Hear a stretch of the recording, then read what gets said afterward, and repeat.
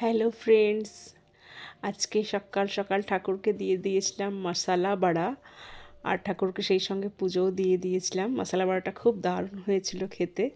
তারপর পড়াতে চলে গেলাম। পড়াতে গিয়ে আমার ছাত্র আমাকে কয়েকটা কী দানা, হাজমোলা না কী দানা দিয়েছিল খেতে, সেগুলো খেয়ে খেয়ে ঘরে আসলাম। তারপর ঠাকুরকে খেতে দিয়ে দিলাম শাক ভাজা, স্যালাড, ডাল আর আলু সেদ্ধ মাখা। আর আমাদের জন্য হয়েছিল মাছের একটা মশলা দিয়ে একটা ভাজা ভাজা টাইপের। আর আগের দিনে অনেক তরকারি টরকারি ছিল, কারণ আমরা গেছিলাম খেতে বন্ধু শ্বশুরের শ্রাদ্ধতে। তারপর ঠাকুরকে দিয়ে দিলাম সন্ধ্যেবেলায় দই বড়া, আলুর দম আর ফুচকা বানিয়েছিলাম। ফুচকাগুলো ফোলেনি, কিন্তু বানিয়েছিলাম এভাবেই। তারপরে রাতেরবেলা আমাদের হয়েছিল, আজকে যেহেতু শনিবার তাই হয়েছিল বেগুন পোড়া আর ভাত। এভাবেই দিনটি কাটলো। যদি ভালো লেগে থাকে তাহলে লাইক করবেন, শেয়ার করবেন।